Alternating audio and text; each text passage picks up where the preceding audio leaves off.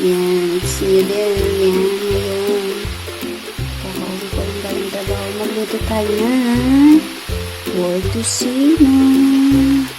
Yan guys, yung para siya maging juicy. Yan po yung ginagawa ko.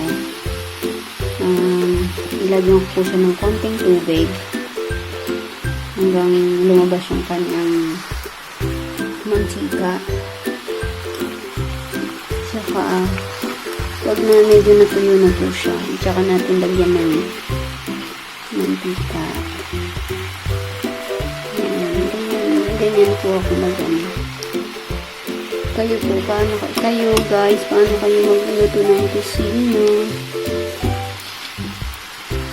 Yan ang aking ayusan. Okay guys. Medyo pag natuyo na. Tapos guys, nilagyan ko siya ng kasi ano siya, peppery. Hindi siya yung sweet kind ng kusino. Kasi walang ganun, walang pampangas-gas dito, walang ano ba yan? Yung mga branded na tusino sa Pilipinas. Iba yung pagka-tusino ng nabili ko dito. So, nilagyan ko siya ng konting asukal para kasi mukha siyang peppery. So, para medyo matamis-tamis siya at maanghang. Meron siyang, lagyan ko siya ng asukal kaya medyo ganyan.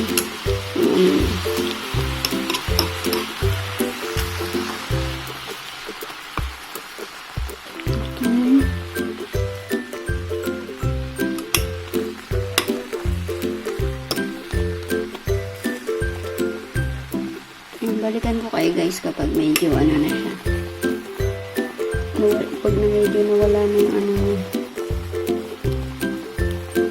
Medyo nawala na yung tubig niya yun. Kasi medyo matubig pa guys. Patuyin mo na natin siya. Isino siya. Isino. Pag tuyo na, lagyan natin mantika para maprito.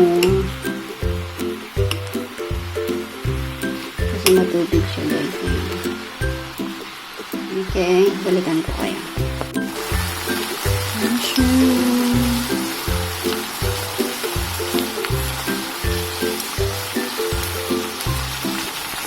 Ayan. Ano lang natin, tanggalin na natin yung sauce.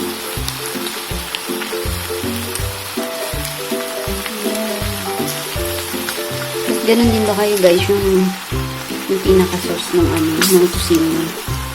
Kapag meron kayong bahaw o malamig na kanin, yung tirang kanin na sinasangag nyo ba dito para magkabasa din yung kanin. Ganun kasi kami mga bata. Para may lasa din yung kanin nila. Yan guys, so balikan mo kayo guys. Bali nilagyan ko na siya ng konting mantika para maprito na siya. So guys,